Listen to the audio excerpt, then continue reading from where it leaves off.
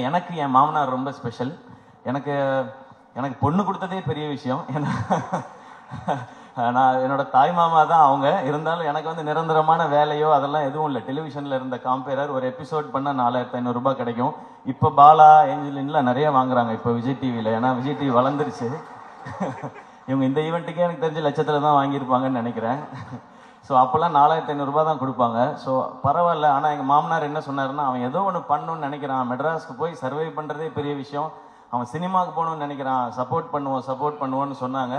எனக்கு இன்னைக்கு மேடை பார்க்கும் பொழுது நான் என் மாமாவுக்கு, மனோர் மாமாவுக்கு தேங்க்ஸ் சொல்லணும்னு நினைக்கிறேன் இந்த மேடையில். அவங்க தான் என்னை தைரியமாக சப்போர்ட் பண்ணது. போடா ஏதாவது ஒன்று முயற்சி பண்ணுறான், அவன் பண்ணணும்னு நினைக்கிறான், பண்ணுறா பார்த்துக்கலான்னு சொல்லி. ஏன்னா அவருக்கு வந்து ஒரு 43 வயசுல எங்கள் மாமாவுக்கு ஹார்ட் அட்டாக் வந்துடுச்சு. அப்போ அவர் பிஸ்னஸ் எல்லாம் விட்டுட்டார். ஏன்னா அவருக்கு 2 பொண்ணு, அந்த 2 பொண்ணுங்களை பார்த்துக்கணும். அந்த டைம் தான் எங்கள் அப்பா இறந்துருந்தாங்க. அப்போது என் அக்காவுக்கு வந்து 2 பசங்க இருக்காங்க, எனக்கு 2 பசங்க இருக்காங்க. நான் வேலைன்னு என் உயிருக்கு எதுவும் வந்துடக்கூடாது, இவங்களை பார்த்துக்கிறதுக்காக இருக்கணும்னு சொல்லி அவர் வேலையவே விட்டார்.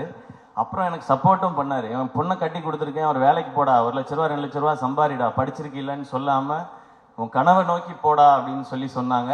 ஸோ எனக்கு கிடைச்சிருக்க மாதிரி உங்களுக்கும் ஒரு மாமனார் கிடைச்சிருக்காங்க. அது ரொம்ப ஒரு அழகான ஒரு உறவு மாமனாருங்கிறது.